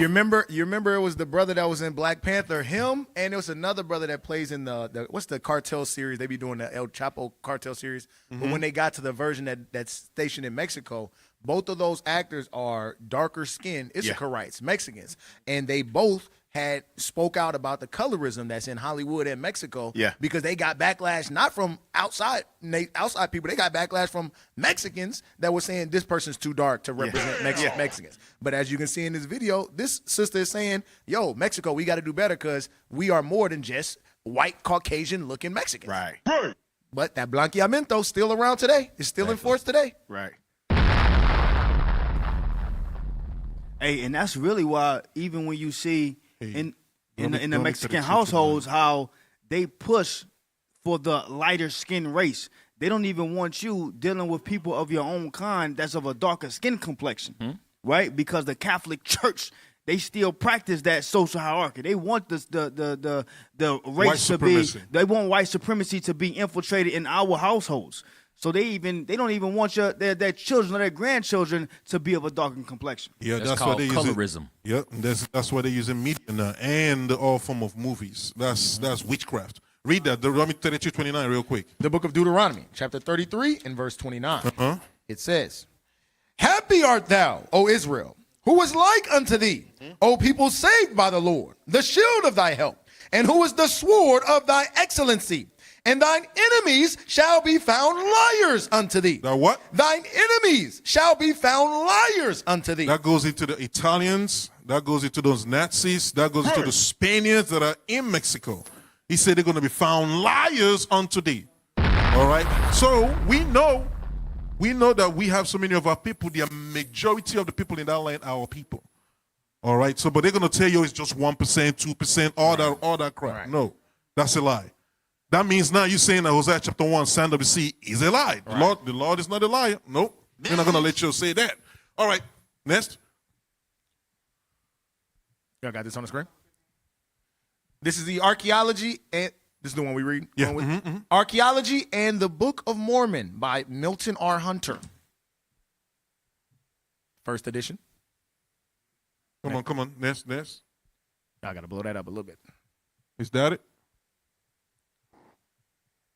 That's it. Go on, read. As the readers have observed in some of the quotations taken from 16th century Catholic missionaries, the claim was definitely made that the American Indians were descendants of the Jews. Descendants of the true Jews, the true Israelites in the Bible. Go on. The Spanish padres who visited That's the priests. Who visited Mexico, Central America, and the Andean region of South America during the colonial period were amazed at the similarities of the Indians' religious beliefs and the teachings of the Old Testament. So when they came here, they saw blacks and natives looking Israelites doing what? The religious beliefs and teachings of the Old Testament. And also Christianity. That's the real Christian. Right. That's not the whitewashed, refurbished Christianity we have today. Right. The original Christians were the 12 tribes of Israel. That's right. That's right. That's what the Bible say. All right. We're going to skip it here. So that's for all you people that don't know the Bible, you don't study, you never travel nowhere. You think that all Latin Americans and all people in Africa is just heathen. No. Right here it's saying that the indigenous people of this land, like we read earlier in 2nd Esdras, Israelites. All right. What do we read in the Bible, nigga? All right, so let's jump into the talk of the day. So, brothers, Lord willing, we're going to be touching some of these countries like Uruguay, Paraguay. We have many of our people in these places that look just like Judah. Not just the one that look that are lighting up because that's what they want to portray is the only ones. No, that's a lie. All right, so let's go into the next one. Nolan Wells. All right, so one of the subtopic we have is dissecting Mr. Wells' autopsy report. Because there's been some development in that story. You know, our dearly beloved Raccoon of the Year. Tatum. Yeah, left-handed Tel Aviv Tatum. You know, it's Talmud Tatum. It might be a race because we can't forget about Whitelock. Amalek Tatum. No, that's what I'm telling you. They're competing right now. Right. He close second right now. Mm-hmm. His health issues is causing him to be fall behind. Gotta be what it is. All right, so, you know, there's been so many developments right now, and very recently, there's been a talk, because the autopsy report came back last week, Wednesday morning. It was the independent one, not the state one. The state one has not been released. They're holding that back, talking about grand jury and some crap. Do not trust that. Do not trust that one. No. Do not trust. This is coming from Mississippi. Do not trust that. All right, what we got? No, we're going to skip that. Go to number 18.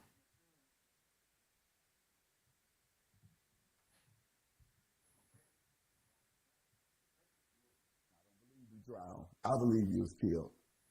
But I'm a judge that has to weigh all the evidence. Preliminarily, that's what I see. You don't leave your friend on an island, seeing that he has left his phone, and not at least go back. You came there with him. You left him there, you say, because he wanted to stay. But you notice that he's left his phone.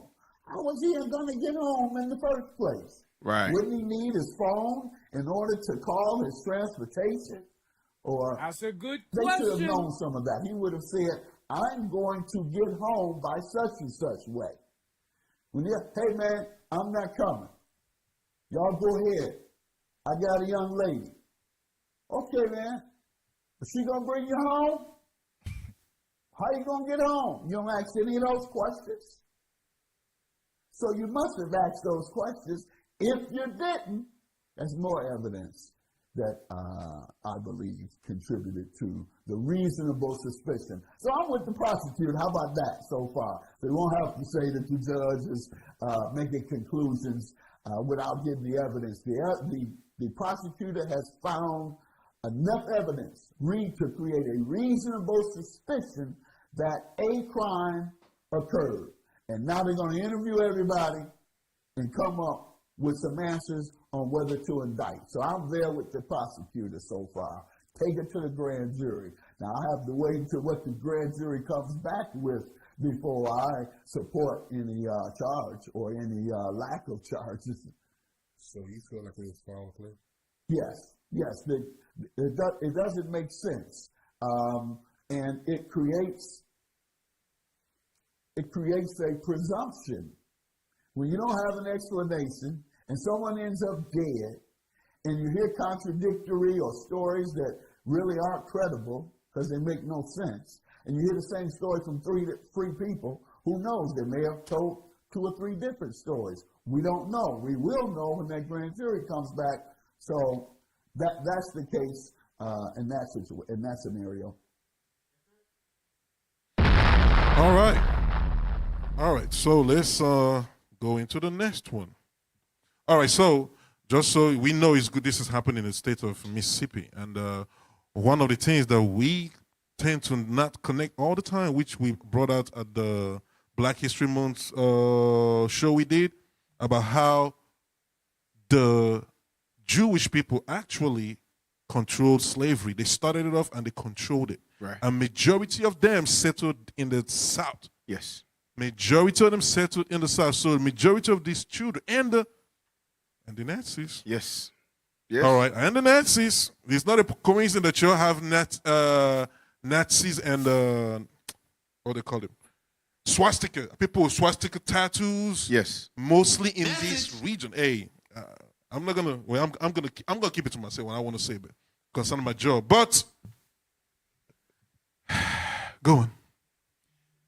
The preliminary independent autopsy report from 18-year-old Nolan Wells lists his cause and manner of death as undetermined pending further investigation. So remember, they said he drowned. Mm-hmm.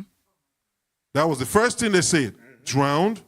And then later on, what are they coming out? No, he was seen at a pool party at the house that night. Right. And then later on, all of a sudden, he did not leave the island.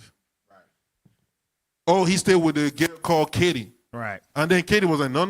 Last time I saw Nolan was him getting on the boat with y'all. Right. Okay. Y'all lying on me.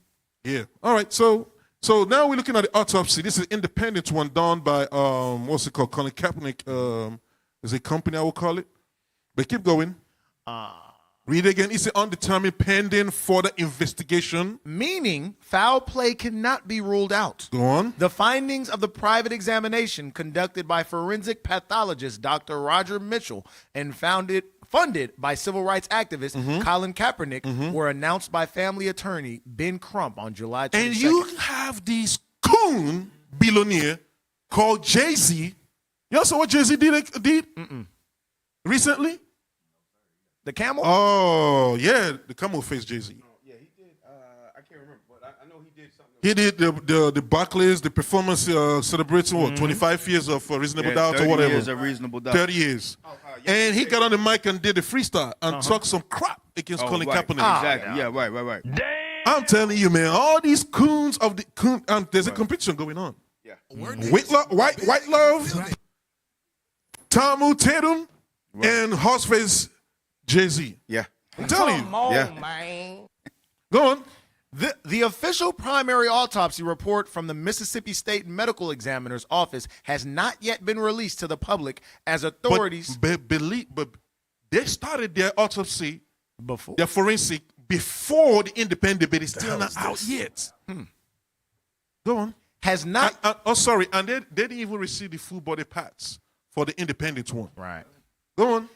The official primary autopsy report from the Mississippi State Medical Examiner's Office has not yet been released to the public as authorities await standard toxicology results. District Attorney... Yeah, because you have a history of doing an accurate and virtuous autopsy with dead bodies of black people in the past, right? Really? Go on. District Attorney Angel McGrath announced that... What? McElrath. Yeah, Ratlines. Go on. Yeah. Announced that the official state autopsy report will be withheld from the public until it is presented to a Mississippi grand jury. Do not trust that grand jury. Next. So they buying time, basically. Yeah, they're buying time. Key findings of the independent autopsy. Red discoloration. The examination discovered a focal area of red discoloration in the soft tissue at the back of Well's head. The occipital region. All right, so now let's dive into forensic medicine. It says red discoloration in the soft tissue at the back of Well's head, the occipital region. That's right here at the back. That's prominent, that area. Do you know what is located there mainly? That's the center of, that's your cardiovascular center and your respiratory center. That means your breathing and your heart center is that part of the brain. Right. So if anything hurts it that bad, you can lose your life. Right. So if it's red, what happened that they are not saying? Keep going. We're gonna find out. That's why in boxing you can't punch in the back of the head. Yes, because that can cut off your breathing quick and cut off your heart from beating quick. Pathologists note this could either be a sign of blunt force trauma or post-mortem decomposition changes. So it's a sign of what? Blunt force trauma. Blunt force trauma. So that means something blunt must have hit his head, yeah. His head. So I wonder what happened. Right. I wonder what they did to the brother. Go on. Or post-mortem decomposition changes. And the reason you have post-mortem decomposition changes is if you lay the body on the back like this and that surface is touching the ground for a while. The blood, because blood flow stops when you die, it starts slowing down and then it stops. Yeah. Those bloods accumulate there because of pressure from it pressing on the ground. Right. So it's either, for him to have that, he's already dead anyway. So he's coming, it's both what they call both facts points towards him being hurt foul play. Yeah. Now read the next part. No fractures or lacerations. So no laceration, no fracture. That means whatever is used is not sharp, because if it's sharp, there will be lacerations. Be cut, yeah. There will be lacerations. Whatever happened, there would have been a laceration. But there was no sharp object used. It's a blunt force trauma that killed that boy. Go on. Pathologists did not identify any obvious fractures, cuts, or deep tissue trauma on the body, though advanced decomposition may have hidden superficial skin bruising. Go on next. Major limitations of the second examination. According to PBS NewsHour and CNN, the independent autopsy was severely limited because it was performed after the state medical examiner had already dissected the body and removed internal organs. So they didn't get a full internal organ. So they already compromised any possible evidence. Right. They already compromise it. That's why whenever there's a crime scene, the police officers, they always tape it with yellow line. And they don't let anybody pass through, even the family members. Why? Because they don't want you to tamper with evidences that they may find. Because if you go in there now, you put your own, maybe you're talking, your saliva, or maybe you have a cut, your blood touch it, your fingerprint, all of that. Now you may start, they can look at you as a suspect, but you're not a suspect. So that's why they always cover it, so the forensic medicine doctors or CSI, they will go in and do the examination, start the examination right there. That's where it starts, at the crime scene. But where is the crime scene? Nobody knows. Right. Well, somebody knows. So they know. No. Yeah, they know. They know. I know Colin Kaepernick ain't worried about no money, but he put up money, funds to get this autopsy done and they didn't even send all the body parts. So y'all owe this man some money till y'all send all the body parts. Jay-Z owe him some money too. Right, and Tatum. Talking crap. And Whitelock. Missing neck structures. The internal neck structures, including the trachea, laryngeal, cartilage, and hyoid bone. So these are all the stuff that are around the neck. That's anatomical structures of the neck: trachea, laryngeal, cartilage, and hyoid bone. Go on. Were retained by the state examiner. Why?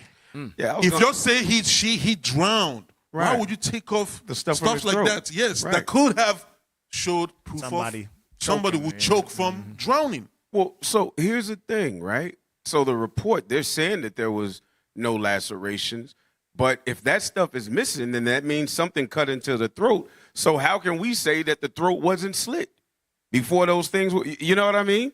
To show that there was. The skin is good. It's the inner part of stuff. They took out all these windpipes at the top. That's what they took off. Oh, so they went in and surgically removed it, like playing the. They dissected it and took all of it out. Right. Oh, so they cut through to get it. Right. So that's what I'm saying. Oh, okay. They're saying that there's no lacerations, but why would they cut the throat open to remove those parts if he just drowned? Tampering with evidence. Right. You know what I mean? Because you wouldn't be able to see that there was anything around the neck or the throat if they cut into the throat, because they'll say, well, that just came from us, doing our autopsy. That's a good point you made. That's a very good point. I didn't even think that. That's a very, very good point. That's crazy. Next one. Inability to verify drowning. Go on. Because the lungs, airway, and stomach were already manipulated and removed during the initial state autopsy. See what I mean? See that?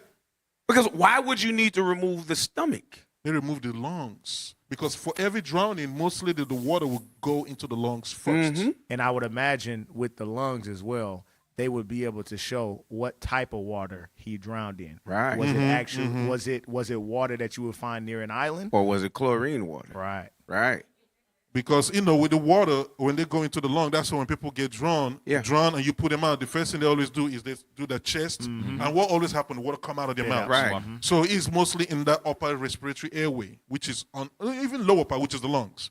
All right. So when you're removing the lungs, the airway, and the stomach, you tampering, you actually, if the popular belief is drowning, the things that could have proven that this is drowning, you took all of it away. Right. So if you take it away, what are you doing? You hiding that this is not drowning. Right. Yeah. And this tampering. That's not how he died. Right. He not And drowned. it's the same thing they done with Kendrick Johnson. Oh, yes. Oh, yeah. This is the same stuff. Remove parts. Hey, and I'm glad you mentioned Kendrick Johnson, because I know we talk about, the FBI dad and the kids. That's allegedly what we know. The dude that have problem with him. They did that to him. But I have a strong feeling that it's bigger than that.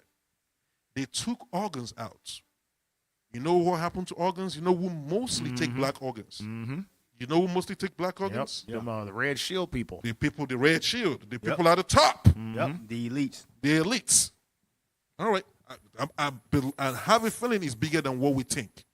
Go on. The private medical examiner could not directly observe if water was present in the lungs or check the stomach contents to confirm standard drowning markers. See that?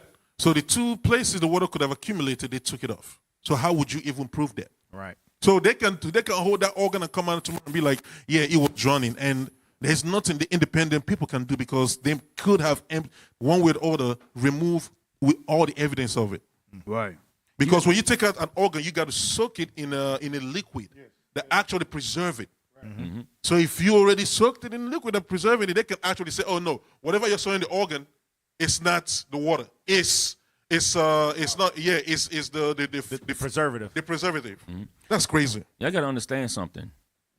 What we're reading is this is a body, a man, a young man, and not only his body wasn't given to his parents to be like, look, y'all can get the independency autopsy done now, rather than they go ahead and touch on his body without their permission. They went on ahead and done all of what they wanted to do before the parents was able to even get the body to say, hey, let us do a independent autopsy. That Nehemiah, they got It's the Nehemiah. They got dominion over our bodies. Exactly. And this medical examiner, this white lady, this Edomite from Mississippi, she has been known to mishandle high-profile cases involving us. Right. In cases where it's obvious that it was a murder committed, she has determined them undetermined when the evidence is clear, and she's doing the same with this, tampering with evidence. So you know the elites got her in a back pocket. Right. All right. Let's go into that screenshot I sent. Real quick. We don't have time. The screenshot above the last one. No, not that one. Next one. Next one. Come on. Let's do this quick. There you go. All right. We're gonna read it quick. A forensic area of red discoloration. No, stuff at the top. Forensic medicine. Focal area of red discoloration in the. What is that? Just go on. A focal area of red discoloration in the occipital soft tissue indicates either blunt force trauma or post-mortem changes, requiring forensic differentiation.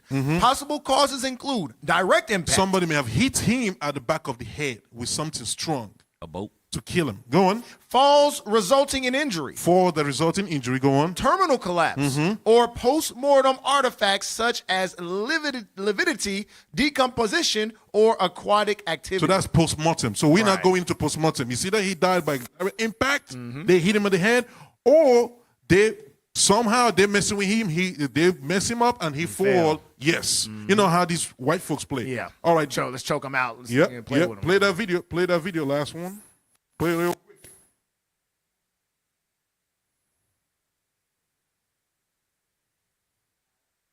So this is evidence that they have gotten so far. That's from TMZ.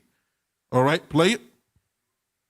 I want to say thank you. Janetta Brantley took the time to isolate the audios from the CETO call that has been circulating online. So one of the guys in the boat called 911. All right, in the call of 911, it was recording everything happened in the background when they called 911.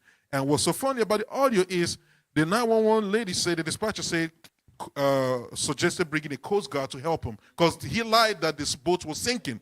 If the boat is sinking, first of all, you don't even see any form of chaotic energy coming from him. You know, when you're sinking, you'll be like, oh my God, you know, we're about to die, send help. Yeah, send help. No, he was just, he was being rude. And the lady suggested Coast Guard. He said, no, he don't want Coast Guard. Coast Guard is closer. They should be the one to help you out. But let's see.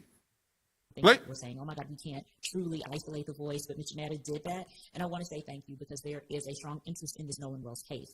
So what I am attaching is a copy of the video where you explain what you did, your process, your professional credentials, because you are not an amateur at this, but what you did, and then listen to the audio that you were able to scrub. And you let me know what you think. Okay, so before I play this, I want to quickly explain what I did, what you're looking at on the screen. Okay, so this is the lady that actually took the audio from TMZ and the sound engineer enhanced it to bring out the audio. Okay, push it forward a little bit. Let's see the wordings on the audio. Because we don't have time. Let's get to the wordings of the audio. All right, you can find it and listen to it yourself. Okay, stop that right there where you have play it. Oh, God. Lord have mercy. We're not going to get out of here today. All right, there you go. Play it. Okay, pause it. So, all right. This is not happening today. This is not happening today, brothers. Come on. Y'all all right? Come on, brothers. Come on. Okay, we're going to read it. So this is what came out in the court that was recorded. Read that. I can't see none of that. I'm going to read it real quick. Can we cover it up? That's what's happening in the background. Can we cover it up? Yes, I talked all about that. Oh, you killed him. He's already dead. Is he dead? Yeah. Yells, Nolan. Oh, my God. Nolan, wake up. Inaudible but clear. Wyatt. So now you have a name. Wyatt. Wake up. Get the F up. Damn it. Bart. Another name. Nono's really dead now.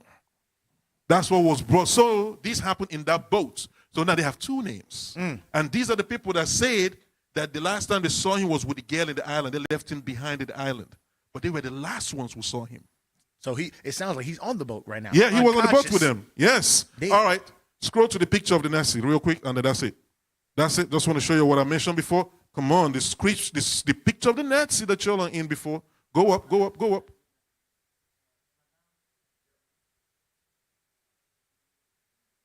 There you go. Read that left part. It says American Nazi party leader turns out to be Jewish. All right. That's it, officer. Yeah, we ain't forget y'all. Hey, so donate to the Booster Club so that we can travel. Go to the next one so I can just name them off. Yep, go to the one where we can follow IUIC Dallas at TikTok, Facebook, X, Instagram, and YouTube. That's right. All right, hey, y'all, we got to get up out of here. Y'all.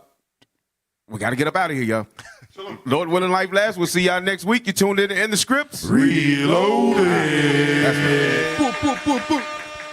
Across the earth, the prophets move. From city streets to distant lands, the message is the same. Israel must rise. Through every quest, every journey, the truth spreads. No border can contain it. No distance can silence it. Our nation lives in every moment. In joy, we celebrate marriages. In sorrow, we honor our dead. On the Sabbath, we gather as one. Families rejoicing together, bound by the commandments of God. Yet are we tried? From the stones in Kenya to the hatred in Montana, we endure as a soldier of the Lord. And still, the mission expands. On the airwaves, on the screens, in every nation under heaven, Israel's voice is heard. We build our communities. We raise our children in royalty. We restore what was broken. We clean what was defiled. We show the world who we are.